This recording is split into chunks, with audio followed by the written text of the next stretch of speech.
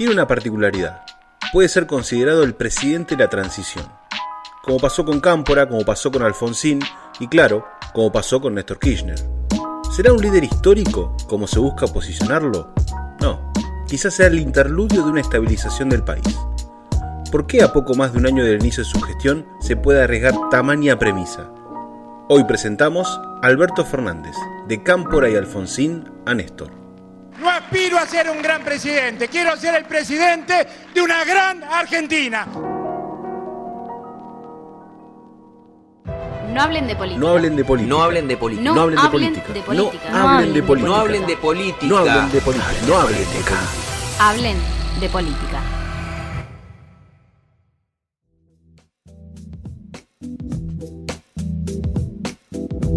Menudo personaje nos toca analizar en este episodio y menudo tema. No es para nada fácil hacer esta futurología, pero también un poco un balance de lo que ha sucedido. Bienvenidos oficialmente a la tercera temporada de No hablen de política, un podcast para hacer todo lo contrario. Mi nombre es Alexis Grierson y vamos a estar charlando junto a Leandro Lora y a Yamila Palma acerca de Alberto Fernández. Pero hay tanto por hablar de Alberto Fernández que lo vamos a achicar a un planteo bastante interesante. ¿Qué dirán un poco los libros de historia acerca de Alberto Fernández, por lo menos por ahora? ¿Será un líder? ¿Será el presidente de la transición, como así hemos denominado esta hipótesis que planteamos al inicio? Lo vamos a compartir con los chicos y lo vamos a charlar. ¿Cómo andan? Bueno, ¿cómo andan? ¿Todo bien? Sí, me parece que es un tema bastante amplio. Por suerte hemos podido hacer ese hermoso recorte que va a dar mucho que hablar, sin embargo. Pero bueno, vamos a ver cómo se va dando el episodio. Bueno, ¿cómo están? Me alegro de que comencemos y me parece que está interesante el planteo, sobre todo porque nos permite como no tanto poner una lupa, sino abstraernos un poquito, ¿no? Y tratar de hacer un análisis en términos de procesos, de lo que implica con el accionar de los diferentes presidentes que han transcurrido en la vida política y que, si uno los mira con lejanía, puede analizar ciertos procesos que ocurren en materia política, y eso está asociado a cuestiones vinculadas a los fenómenos sociales también, que tienen, ¿no?, su ejemplificación en los procesos políticos que ocurren en los países. Y me parece que la figura de Alberto Fernández es interesante. Alguien podría decir el presidente de la pandemia, ¿no? Si es que le damos a la pandemia una trascendencia similar a la de un proceso político presidencial. Sí, hay que decir que tanto Cámpora como Alfonsín como Néstor Kirchner, los tres heredaron digamos, una historia muy pesada detrás de lo que les tocó hacer.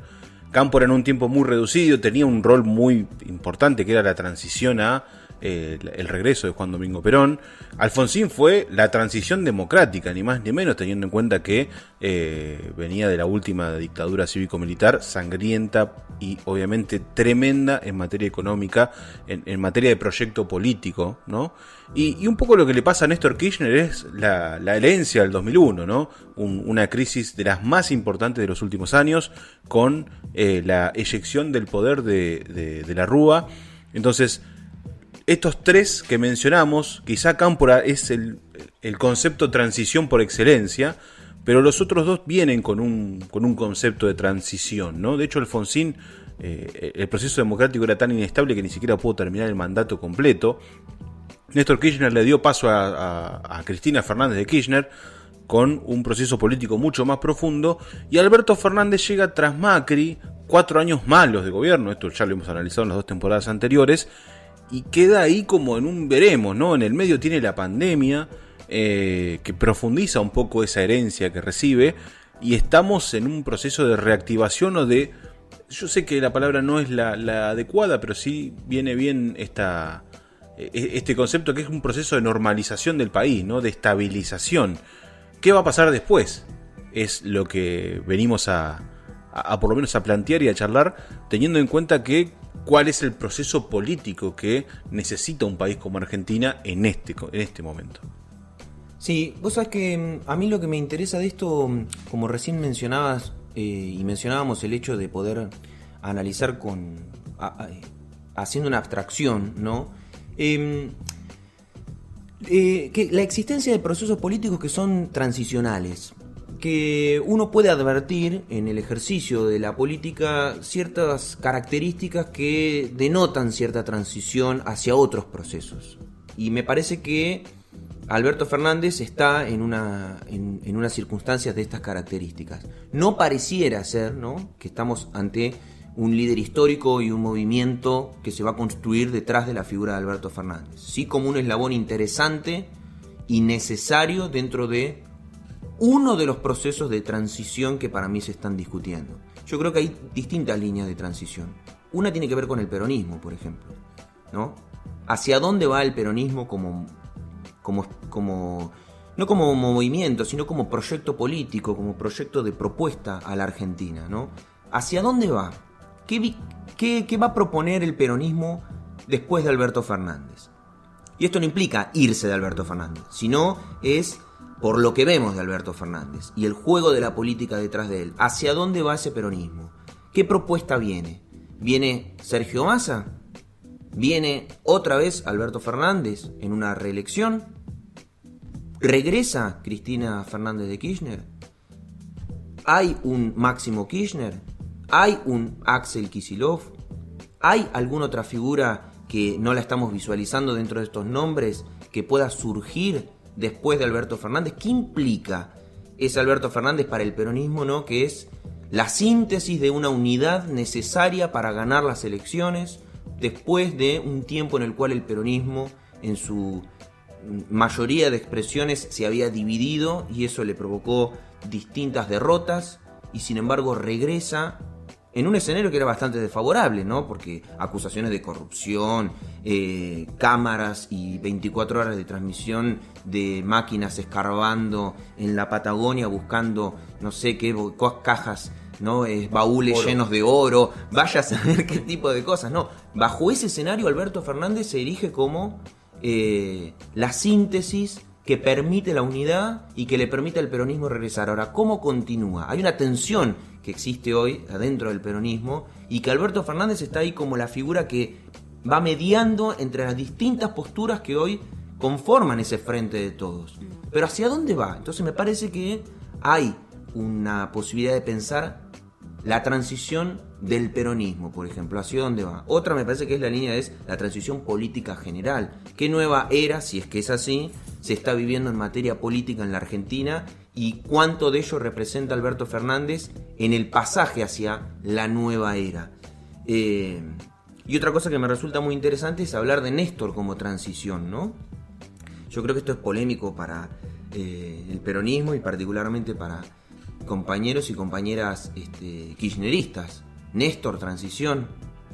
Lo que pasa que yo personalmente, ¿no?, postulo que la figura de Cristina es tan trascendente y además para mí es representante de una época a nivel mundial, pero particularmente en la Argentina, ¿no?, que sobre todo tiene que ver con el protagonismo de las mujeres, y Cristina pareciera que no es inocente ese proceso político ahí, en la escena, la mujer política con mucho poder, con mucha presencia, ¿no?, y que es la decantación posterior a la presidencia de Néstor Kirchner y que lo supera en materia de gestión. Me refiero a que gobernó 2 veces, fue presidenta y sigue vigente aún hoy, y es como Néstor la transición hacia Cristina, ¿no? Esa sensación de decir, bueno, Alberto es la transición en materia política hacia que pinta que es una transición. Me parece interesante recalcar o recuperar ciertas cosas. Una de ellas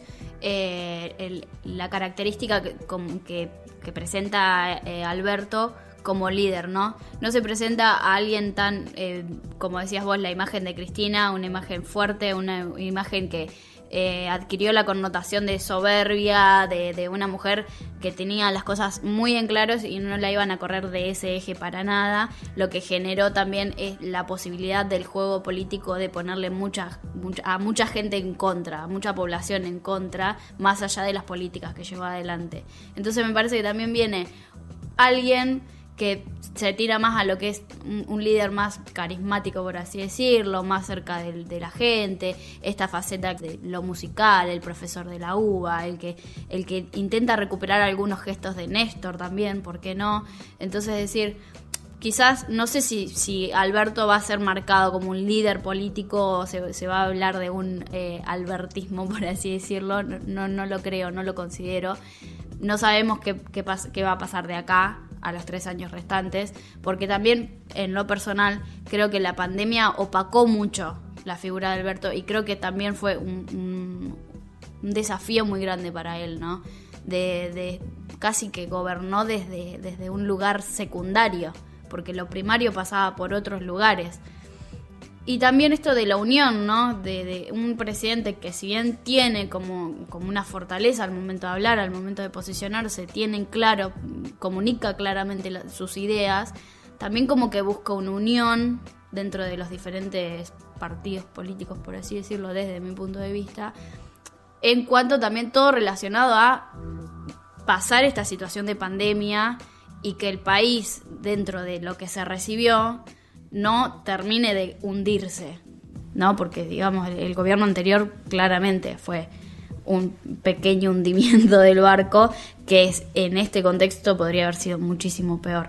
Sí, no, y a mí me gustaría sumar también que son los presidentes de las reivindicaciones. Me parece que esta línea que estamos marcando entre Cámpora, Alfonsín, Néstor y Alberto, los 4 han reivindicado de algún modo sobre todo lo que anticipan lo que va a venir. Por eso me parece interesante 2 datos. Uno es que Cámpora claramente es la reivindicación del peronismo, sobre todo porque genera las condiciones para que vuelva Perón al país. Claro. Alfonsín es la reivindicación de la democracia y el juicio de las juntas, eso no hay ninguna duda. Sí, perdón, y es una transición en términos de proceso histórico hacia el neoliberalismo. No porque Alfonsín haya deseado el neoliberalismo, pero en los términos de cómo se lee la historia hoy, desde el 2021, claramente es una instancia de transición. No termina su gobierno, termina de manera caótica en materia económica y social. No es un gobierno para recordar claro, maravillosamente el de Alfonsín. Termina antes, termina mal y le da paso a una figura que gobierna 10 años, ¿no? Y que instala en la Argentina algo que se recordó hace pocos meses atrás, ¿no? Con el fallecimiento del expresidente. Marcó una era, sí, marcó una era que era global, por lo menos en el mundo occidental, ¿no? El neoliberalismo instalado es una época y Alfonsín es como una transición, ¿no? La transición democrática y al mismo tiempo la transición neoliberal, ¿no? En la República Argentina. Sí, Alfonsín, esto chiquito y después paso a la segunda característica, que es la que más me interesa.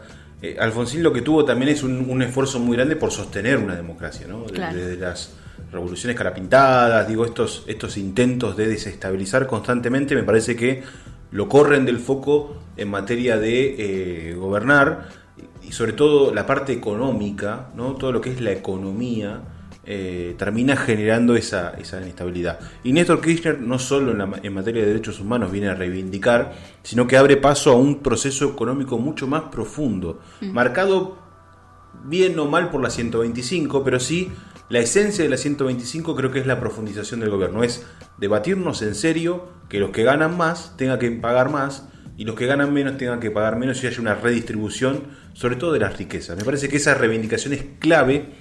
Y aparece una segunda característica, que es para mí el pie a lo que charlaremos en la segunda parte. Ni Cámpora, ni Alfonsín, ni Néstor, veremos a Alberto, fueron reelegidos. Muy por el contrario, es como que vinieron a hacer un trabajo sucio y a partir de ahí arranca otra era, que esa es la era, veremos cuál, la de Alberto. Ya un poco describiste la de Alfonsín, la de Néstor fue la de Cristina, y la de Cámpora, ese pedacito de Perón en medio de un país recontra turbulento y ya en una crisis que derivó en la llegada de los militares. Sí, pero no nos olvidemos, ¿no? Cámpora renuncia a la presidencia para volver a llamar elecciones porque, en definitiva, se había coartado la libertad democrática en la Argentina y Cámpora dice, efectivamente, algo que honestamente es así, el pueblo quiere elegir a Juan Domingo Perón. no a mí. Yo soy un eslabón de que el pueblo pueda elegir lo que efectivamente quiera. Ahora que ya gobernamos, yo voy a renunciar y llamemos nuevamente a elecciones a ver si efectivamente esto se comprueba. ¿Estás escuchando? No hablen de política.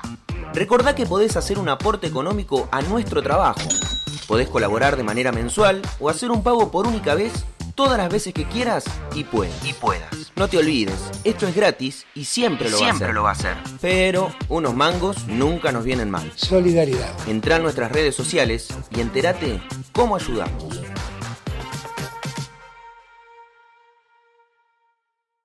Me dijo que yo lo había pensado mucho, que ella creía que tal vez ella podía ganar, pero le iba a costar mucho gobernar porque la Argentina estaba demasiado enfrentada y que hacía falta alguien que pueda unir fuerzas, que pueda broquelar a todos, los nuestros, y también convocar a gente que no estaba con nosotros. Yo te la escuchaba y me dijo, así que yo llegué a la conclusión de que el candidato tenés que ser vos. Le dije, mirá, no, honestamente yo creo que no es una buena idea. Pensalo bien, porque mirá que vos no trasladás tus votos a nadie. No, me dijo, yo voy a ser tu candidata a vicepresidenta. Y ahí entendí menos. Entonces le dije, pero Cristina, si vos podés ganar, yo he trabajado todo este tiempo para que vos fueras candidata. Y ella me dijo, por todo lo que vos trabajaste en este tiempo, yo puedo tomar esta decisión. El candidato tenés que ser vos.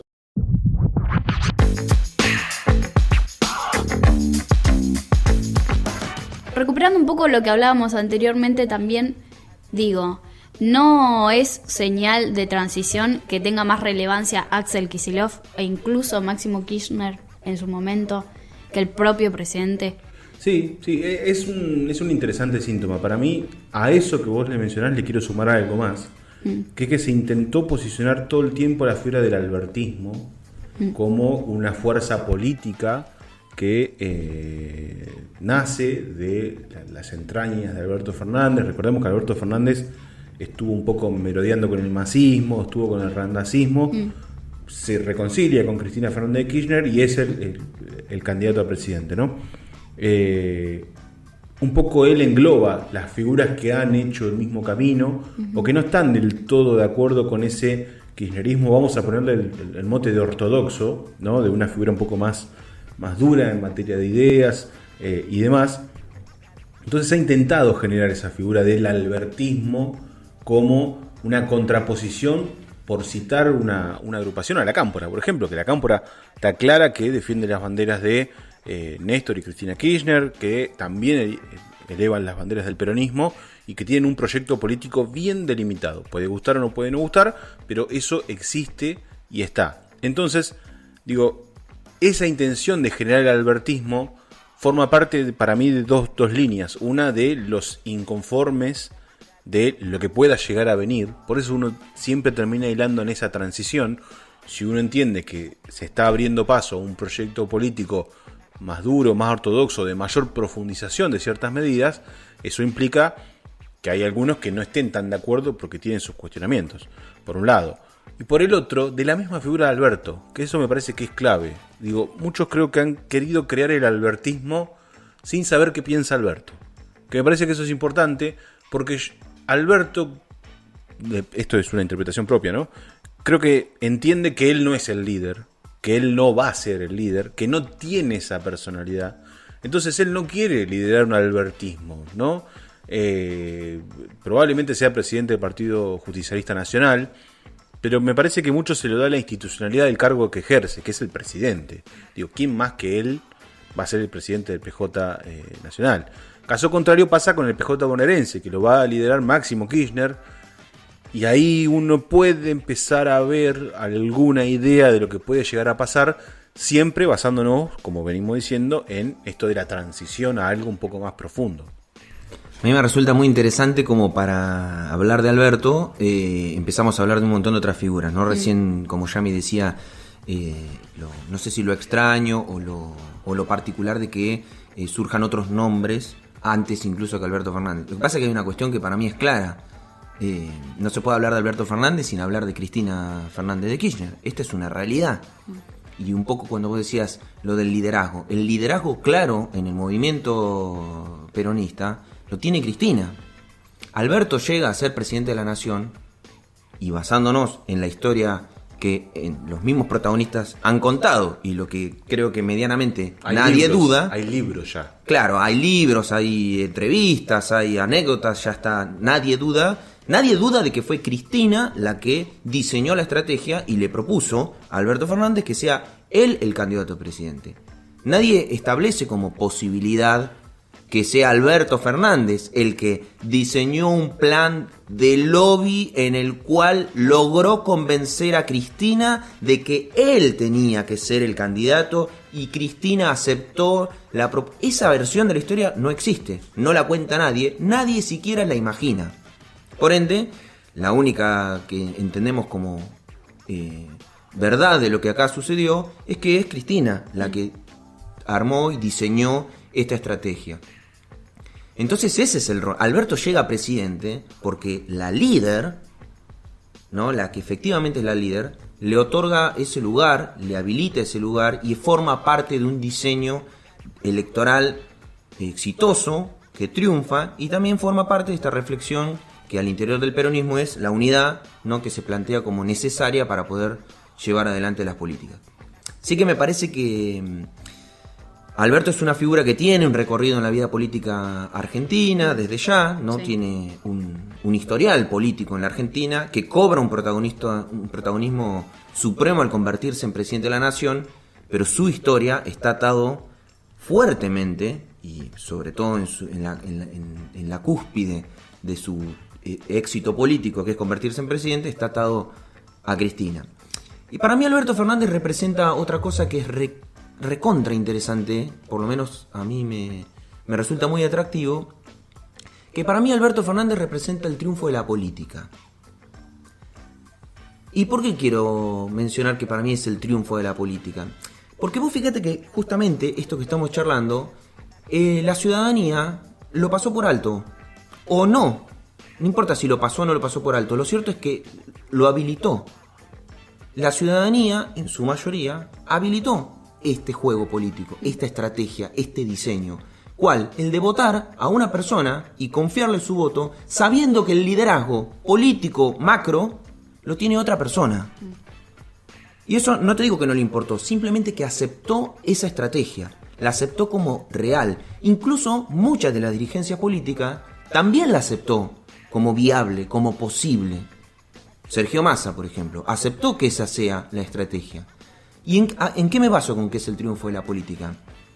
Con que la estrategia, y sobre todo para quienes pensamos que la política en su clave tradicional, más sensata, digamos, más la política como herramienta de transformación de la vida de la gente para mejor, ¿no? Desde ese lado pensado, desde la política tradicional en términos de la militancia, de las unidades básicas, de un recorrido como de dirigencia política, de discusión, ¿no?